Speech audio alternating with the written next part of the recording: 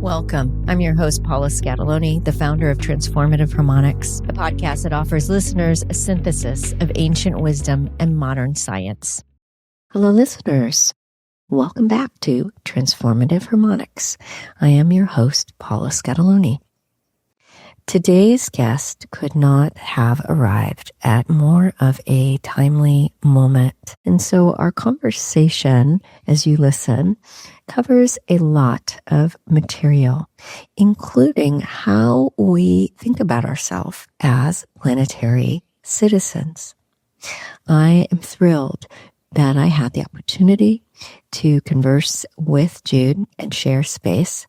And I hope you enjoy this episode and also look into some of the resources. One of the books that we mention, the Eighth Chakra, is a book we use in my program, and I highly recommend it, as well as any of the other resources that we mention. So very briefly, I will say that Dr. Jude Currivan is a cosmologist, a planetary healer, a futurist, and an author.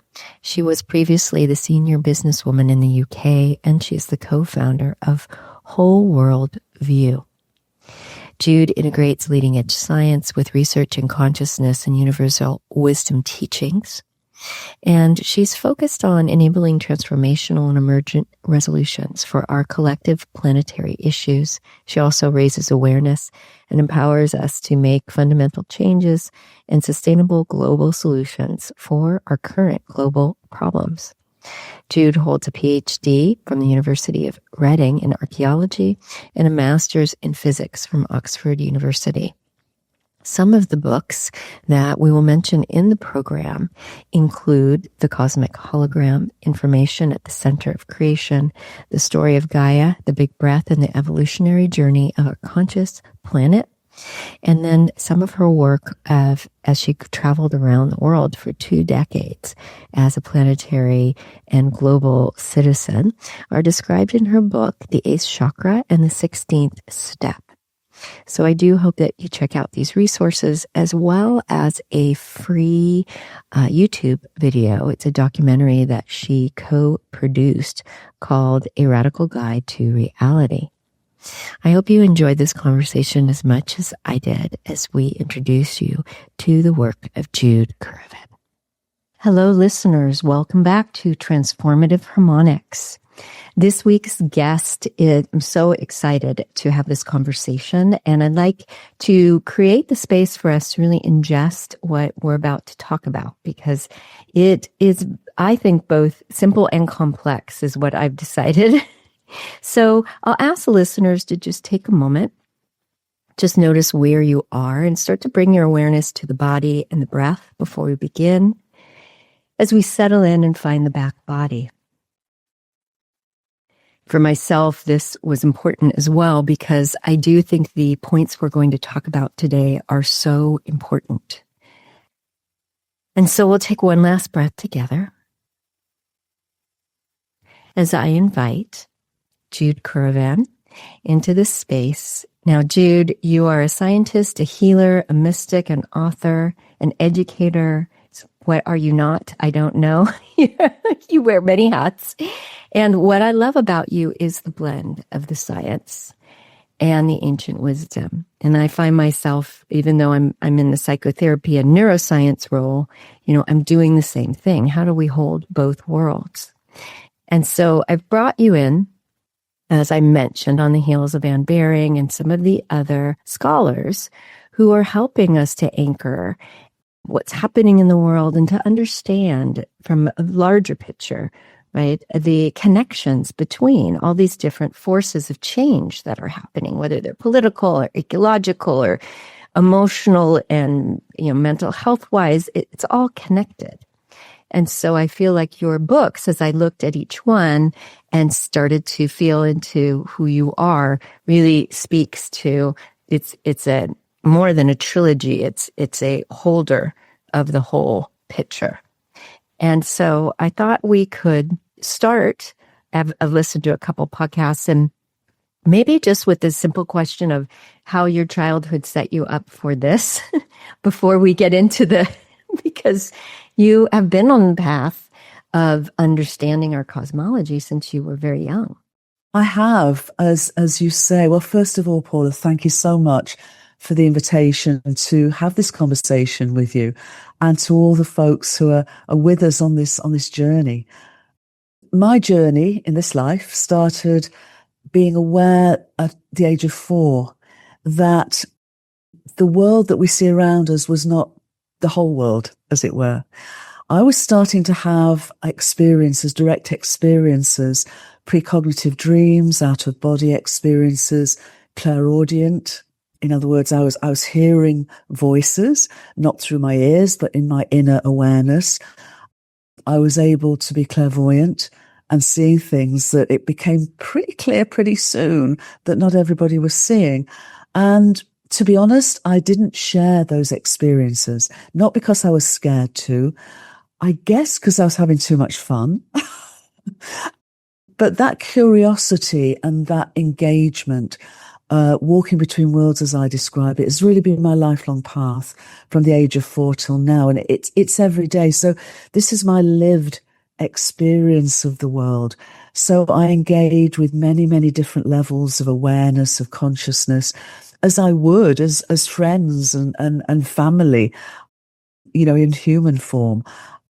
And so for me, it's a very natural way of living. And obviously I grew up in the north of England, the granddaughter of coal miners. So my life was both very modest materially, but also very grounded. I'm grounded in community, and a community that, had to get on with their lives. It was a tough life, but a loving community around me. But when I went to school, my experiences and my understanding by then of the nature of the world was not what I was taught. And I suspect it wasn't what you were taught.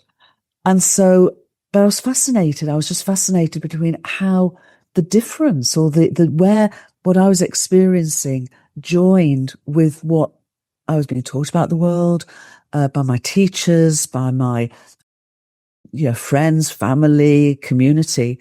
And so what I did is I found ancient wisdom. I found especially the wisdom of ancient India, the Vedic tradition. And we're so fortunate, it seems to me, that we still have the literature from those thousands of years ago. And what the literature, the Upanishads, the Bhagavad Gita, taught me at a very young age, is that consciousness and mind aren't something we have. They're what we and the whole world are. And that has been my existential understanding of the nature of reality ever since. But what they did, Paula, it was so wonderful. I think they saved my sanity, because the world around me was a world of separation, a world of fragmentation, a world of objects and things. And there was a lot of love in our community, but love wasn't existential. It was the emotions between us, however wonderful it was. What the ancient wisdom was teaching me is that love is foundational. Love is foundational. And it was teaching me and showing me what I was already experiencing, the wholeness of the nature of reality. So that's been the journey. I went to Oxford University, got a master's in cosmology and quantum physics, specializing in those, went into business, went into corporate life, became the most senior businesswoman in the UK in my early 40s, running 2 $500 million businesses in 36 countries, left because I couldn't bear the thought of another strategic plan. And also because I was getting a profound sense that something powerful was coming. And I think we're here now. I think it's come now, and it is coming now, and we're in it now. And so what I was being guided to do, and what I volunteered to say yes to, was to show up, get out of the way, and serve this awakening, this remembering of who we are. And so I did a PhD in archaeology, researching ancient cosmologies and understanding the way in which we see each other in the world has changed over the last 10,000 years, as a background and a journey and a pathway to this point, and continuing to research, to study leading edge science across many fields of research. So my whole journey has been one of being very scenic, lots of hats, but it's really been convergent with leading edge science, ancient and universal wisdom teachings, indigenous traditions, and the nature of consciousness and mind on universal and personal levels. And they're now converging. And the evidence that, we can say yes, that unity isn't an aspiration. It's our existential reality. I think comes at a time where perhaps we've never needed that remembering more than we do now. It's a pivotal time. So you are well prepared to help take people through this and explain it in a grounded way that encompasses not just the relational dynamics between people, but our relationship with everything. And pretty much. Yeah, that's what I love. So some of your books and your experience took you around the world to different sites to learn about what was needed in these locations and their purpose or preparation for these times. Very much so. And I have to perhaps at this point quote Søren Kierkegaard, who's an amazing Danish philosopher. And he spoke of, we live life forwards and understand it backwards. So, my middle name is Curiosity, I think, because it's always why, following those threads all through my life, but also sometimes getting as I'd love to hear your journey and understand, what brought you to this point, because I, at some point and very early on, chose to say yes to what I saw as the invitation of the universe, and not always, and in fact, most times, not really knowing what that meant, where that was going to lead me, but trusting. And having had those experiences from so young, by the time I was in my 20s, I did trust our universe. I didn't necessarily trust myself, but I did trust our universe to be benevolent and to invite me on this path without, again, knowing a destination, but realizing as I move further and further along it, as you do, that I can serve others and share, not to impose, but to invite. And just to say, here it is, and this invitation is for all of us, because we're all what I refer to as microcosmic co-creators of the extraordinary sentience and evolutionary flow of our universe. So it has brought me, I learn every day. Yes. I literally am a lifelong student. Every day I learn, and every day I'm grateful to still be curious. I have an affinity with you on that. I think that's been the driving force for my own. Mine was driven by healing, right? And why do humans suffer? But it was the same, like, oh, there's more. And so that innate knowingness that there was something else. And so yes. So mine did not take me around the world. It took me into many healing modalities that enabled me to have quite a large pharmacy, I would say, of different remedies in the back store. That is a wonderful thing. A wonderful thing to have. And you're right. I mean, my journey did take me around the world, more than 80 countries now. And certainly in the last 35 years, that's been what I describe as pilgrimages, sacred spiritual quests to serve healing, both in terms of people, but also places and our planetary home. And that's why, that guidance to go to places of conflict, for example, or past trauma, and without trying again to impose, just show up, get out of the way, and very simply allow love to flow through me as a healing balm. And like you, I have been fortunate enough to work with many, many wisdom keepers of many healing traditions and modalities. So along the way, I have a medicine bag as well of those. But I've in my own experience, I've learned to really just bring simplicity. Mm-hmm. Beautiful. Just bring simplicity to serve. Beautiful. It's what I have enjoyed listening to your talks online, because you do have a way of simplifying so that we all can understand that this is accessible to all of us. It is not just for those that are sitting on mountaintops meditating. It is, it's time. And so there's concrete things that you're teaching people. Your book, The Eighth Chakra, is used in my class because it has a lot of the same concepts, that bringing people into the world and language of frequency and understanding coherence and what neutrality means and dual awareness. And so, yeah, breaking things down. And so with the emergence of the eighth chakra, what feels important for you? The book itself is very practical and a beautiful way of synthesizing, I think, what's happening now with the extra chakras as well.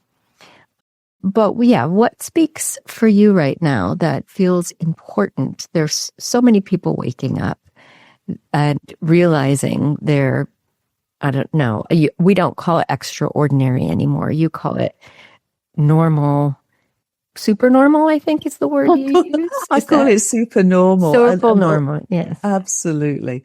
And you know, I don't know if you've noticed it, but on the WholeWorld-View.org website, I co-founded that nearly 10 years ago now. We talk about in the commonality of our humanity, we're all ordinary. In the commonality of our divinity, we're all extraordinary, talking of what you just said. And that was when I was doing my archaeology PhD, and I was doing what's called field walking. So near where I live are wonderful monuments, such as Stonehenge and Avebury, and they sort of mark the movement from being hunter-gatherers to being farmers and pastoralists. But those monuments are extraordinary themselves in terms of how their builders saw themselves on the world. When I was field walking, I was in a beautiful morning, bright blue sky, and suddenly I heard those words. In the commonality of our humanity, we're all ordinary. In the commonality of our divinity, we're all extraordinary. So this has been the journey. And the eighth chakra, I woke up with that title all those years ago.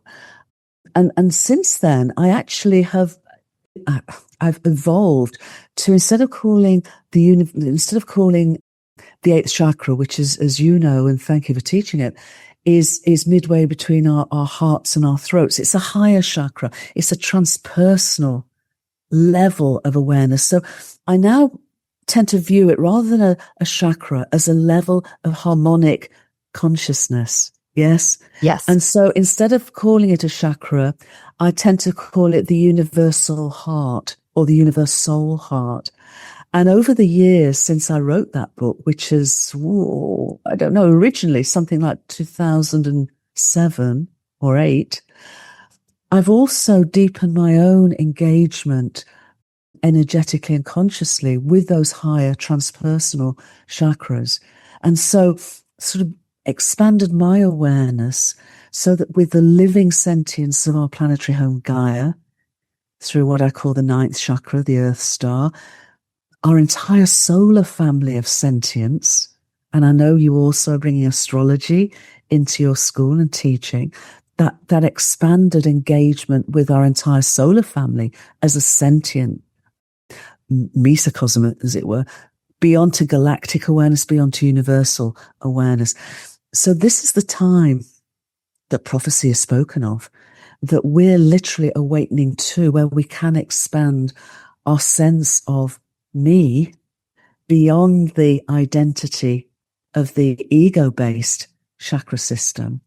And I'm not being blame or shame or any judgment of that, but that sense of differentiated identity, but to then expand our awareness beyond that through these higher transpersonal chakras, with the eighth chakra, the universal heart, being the sort of the threshold, the bridge. You know, just as in music, and you teach so beautifully on harmonics, you know, an octave is eight notes. So when we talk about a 7 chakra system, there's something not quite connecting to the higher octaves. So the 8th chakra, the universal heart, does that. It brings us beyond. It invites us beyond to that expanded transpersonal sense of self. And then we're on a whole next adventure of becoming. Hello, this is Paula Scatoloni. Thank you for listening to the Transformative Harmonics Podcast. If this conversation has been interesting to you, I invite you to look at our new Transformative Harmonics Academy. I was inspired to create this membership and academy to bring together not only the transformative power of sound, but also a growing global community of faculty and teachers who are coming together to support you on your journey. So together, you will come and meet myself, others who are interested in spiritual growth, embodiment, soulful connection, opening their gifts, and we will gather weekly to explore, embody, and find our signature frequency. If this is interesting to you, feel free to check out the website or make a discovery call with me at paulascatoloni.com. And now back to the podcast. Yes. And that is it's like walking into Alice in Wonderland. It feels like, and realizing, there's a whole nother reality here that I had no clue existed. And it brings joy and excitement and starts to open us to beyond. And that gives me hope, right, for the world and for change, because the answers and the changes that we need to happen will not come from those lower chakra perceptions of, otherwise we would have fixed things by now, right? That's right. And my experience, and I hope it's for you and your students working with the 8th chakra, is that when we open the universal heart within us, it enables, in what I'm sort of speaking more and more about, universal love to just flow through us. And that of itself is healing. Yes. In such a beautiful, natural, simple, easeful way that we don't have to keep going around the old grooves of patternings of trauma. When we open the universal heart within us, and I'm so grateful you're teaching this, then it invites universal love, unitive love to flow through us. And that is who we truly are. It's remembering that. It seems to me it's not finding something new. It's a remembering of our foundational nature. So we could call it, rather than the great awakening, the great remembering. Yes. Mm-hmm. Yes. Beautiful. And and I think I've been accused of being obsessed with dashes or hyphens. So I'll say one more, remembering, because we've essentially over these last few centuries, dismembered our psyche. I talk about us having a dis-ease of separation. And now we've got all the evidences, indeed, universal wisdom teachings of all, and indigenous traditions have always taught us, we are literally inseparable. We are profoundly interdependent with the whole world, the whole web of life. And so we're now remembering, literally, not just intellectually, but we're literally remembering what has been our dismembered psyche and the trauma that comes and the loneliness that comes and the fear that comes with all of that.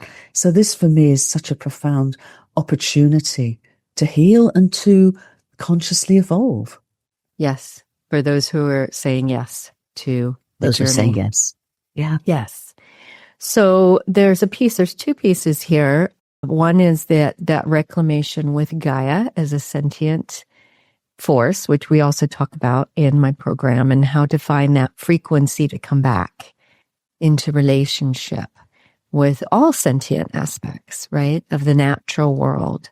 And then you've broken that down into the molecular structures of the earth and what's happening at a very fundamental level that is beautiful. And I tried a few times to wrap my head around it, because it is almost like you took a magnifying glass and went in yourself to some of those deep places within the earth to be with those structures. I did. And it's, again, my curiosity. And it's such a wondrous, miraculous, almost marvelous journey. And I think it's for everybody. You spoke earlier about the modalities and the healing modalities that have been such an important part of your journey, to the extent you've got this wonderful pharmacy that you can go to. Oh, that's right for that person. That's right for that person. And I've, trod my path in ways that, I hope I can serve from all this perspective. But I just invite everybody to, when we say yes to the invitation of the universe, each of our paths is unique. And yet we're all on the same very broad pathway to remembered wholeness, it seems to me. So for some people it would be, or for perhaps one person, it would be through art, through another through gardening, another through, I don't know, anything and everything. But together we're each unique, and yet we're undifferentiated, and yet we truly are inseparable. So together we co-create this incredible harmonics. We're all notes of the great cosmic symphony we call our universe. And so we can learn from each other. We can sing and dance and play and co-create and serve together and link up and lift up together in doing so. I say everybody's, for me, it's the yes is what makes someone's heart sing. What is their passion? What is their joy, as you said, and follow that path. Yes. And everything that's happened in your life prepares you as you think about, why did I go into this career? Or why did I take this? Well, it's all a piece of the puzzle, isn't it? Yes. Absolutely. Yes. And that's back to Kierkegaard. We don't necessarily understand it forwards. We live it forwards. But when we do look back, okay, as you say, okay, that was why. Especially if we are open to appreciating that perhaps nothing's wasted, and sometimes the most challenging circumstances are the ones that we can learn from to the greatest degree. And my life certainly has not been what I'd call easy. It's been very eventful and very challenging at times, but I've learned to really appreciate and see those challenges as learning opportunities. And I don't mean that in a bland way, because some of them have been extraordinarily difficult to come to that perspective. But when I have, it's just been extraordinary and remarkable to how other doors have been opened, almost through that realization. Yes. It's a practice, and almost feels like a humbleness about the human experience that we are here to experience, right? Otherwise we would not have come. So on that line, as we move into higher and higher states of consciousness and connection through that transpersonal, we begin to connect beyond into our cosmic family and our cosmic intelligence and the greater forces. And it feels like the world right now is also ready and on the verge to talk about that. And I've been watching and seeing, how is this going to be presented? How is this going to be? And it's a little distressing in terms of the separateness that the mass consciousness experiences, and then how they might traverse this idea that we are cosmically connected versus through the universal heart and the understanding that, these higher intelligences, these other intelligences are higher intelligences, and that it's through the heart that is the doorway to connecting. Do you have any thoughts about that right now? Yeah, very much so, very much so. As you say, there is so much converging now. And in one sense, this journey of apparent separation has brought us to this point where people talk about a polycrisis, because of the ways we've been in the world, through seeing the world through that lens of separation and materiality. And so for me, there's a deeper aspect to what's called the convergence of issues on the polycrisis, which is what I call a meta crisis, which is a crisis of meaning and of purpose, because the worldview we've had has really been a worldview not only of separation and materialism, but a worldview without innate meaning and purpose. And we've now come to a point where that's brought us to an unsustainable position.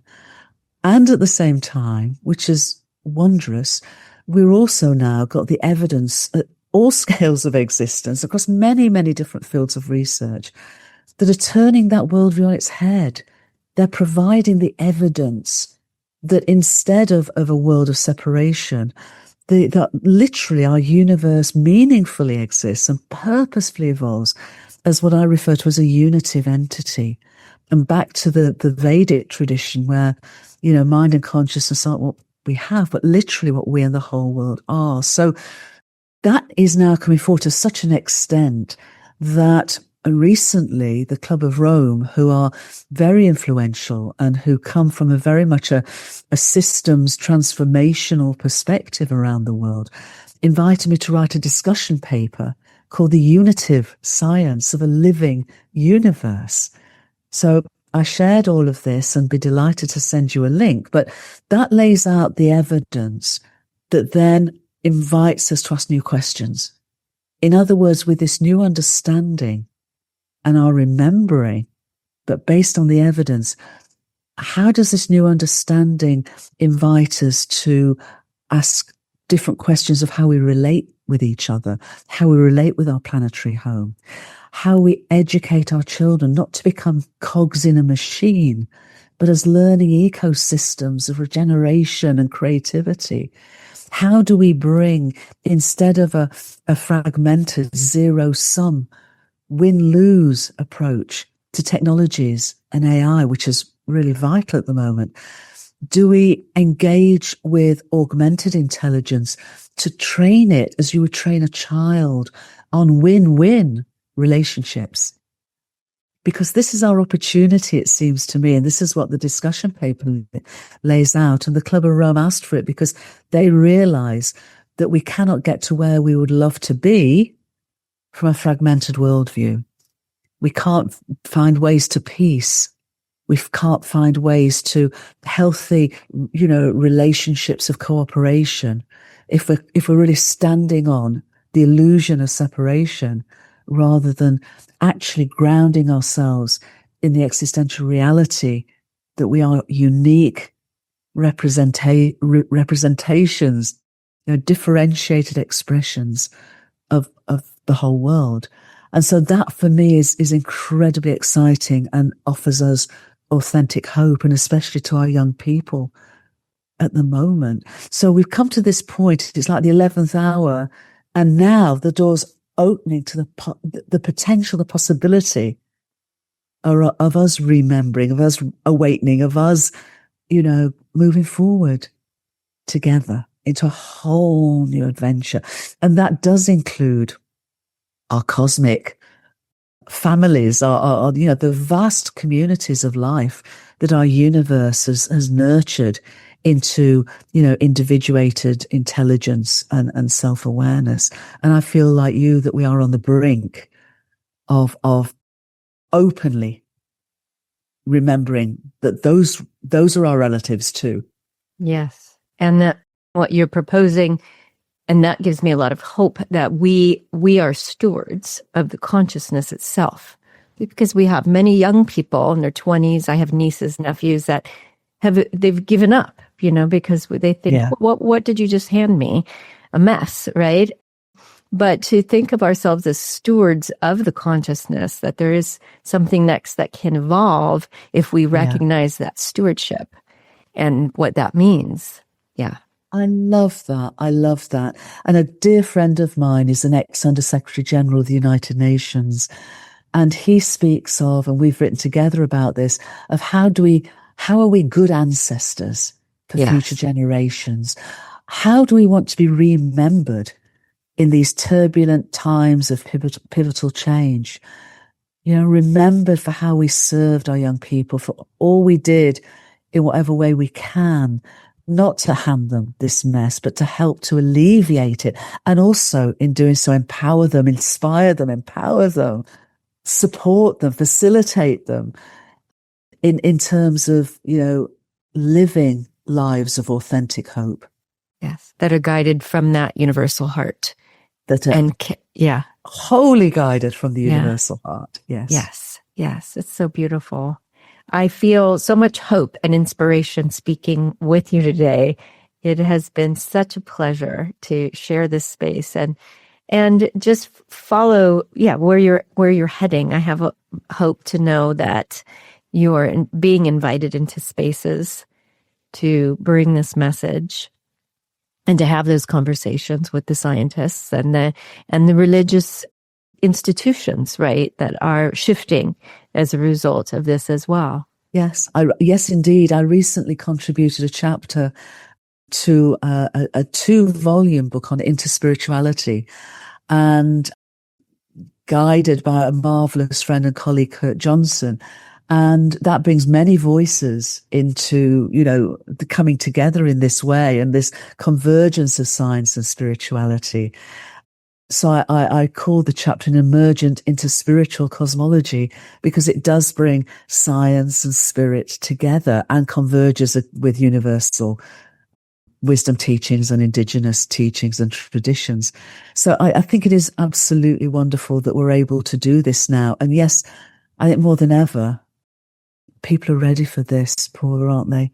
People are ready because we've lived in such a desert, in a way, of where we've not known really whether we have meaning and purpose. I did a film a little while ago called A Radical Guide to Reality, and it's for truth seekers of all ages. But its science level is 13 to 14-year-olds. And we had some focus groups, and we asked the focus groups, 13, 14-year-olds, how does the film make you feel? And all of them said, before they saw the film, they weren't sure about their meaning or their purpose in life. After seeing the film, they know they belong. They know they belong. And that was such a beautiful response. And so that's what I hope all of this invites everyone into, is a realization and a remembering that we all belong. Yes. We all belong. Yes. Even the things that we might not even consider sentient. Yeah. Is part of a part of universe it. of sentience. Exactly. Our entire universe is essentially sentient. And that's, what my books are about, but that's also what the Club of Rome discussion paper and the unitive science of a living universe is about. And I'm also working with wonderful colleagues on something called the science of unitive love or soul.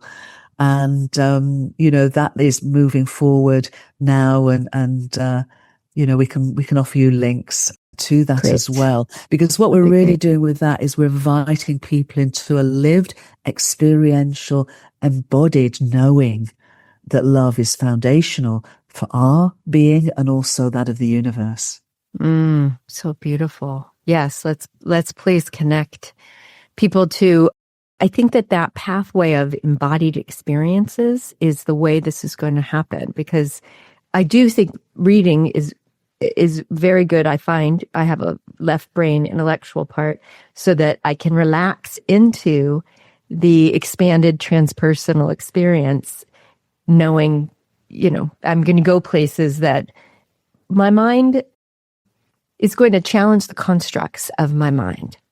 So I love that balance, and I'm excited to hear that you're taking, all types of people, it sounds like, through these experiences. Very much. And again, this is so multi-level. So I'm working with leading economists for a transformation to what's sometimes called a death economy of extraction, exploitation, externalizing harms, to regenerative economy founded on this unitive understanding, working with educators, the same way, working with folks at the leading edge of technology and AI, working with folks in peace and working towards community healing. So many, many different levels, but all of it is the same invitation really into remembering wholeness and a remembering of love.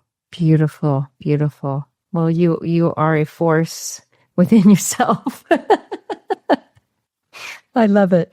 If you come across anyone in the music industry, that is my industry, of thinking about and shifting our relationship with music as a sentient force, that my perception is that it comes from a different level of consciousness. I'm sure musicians who create music would agree, and that it is here to serve us as well. So there's so many exciting, interesting ways to touch and support. I love this. And just to complete on that point of music and harmonies, I'm also on the committee for something called the Planetary Arts Movement of the World Academy of Arts and Sciences. So we'll be having more conversations about harmonics and music and arts and culture and co-creativity. In all of this, it's vital. Yes, beautiful. Well, I have a lot of hope and inspiration from this talk. I hope my listeners do as well. I do not doubt that. I thank you so much for sharing this space and taking the time. I know you're very busy, so it's just been a pleasure to spend time with you today. Thank you so much. Thank you, Paula, and thanks to everyone. And realizing we're all on this journey together. Yes, I agree. Many, many thanks, my dear. Thank you. Thank you. Thank you for being a part of the Transformative Harmonics Podcast. If this discussion resonated with you, please subscribe, share the episode, or write a review. This helps to support the expanding community around embodiment, sound, and conscious living. You can visit Transformative Harmonics at paulascatoloni.com to find out more about my work, forthcoming classes, and the Transformative Harmonics Academy. You can also reach out and connect with me on Instagram. My handle is at Paula Scatoloni. I write regularly on Substack at Signature Frequency Living. Until next time, take good care, and thank you for being part of the journey.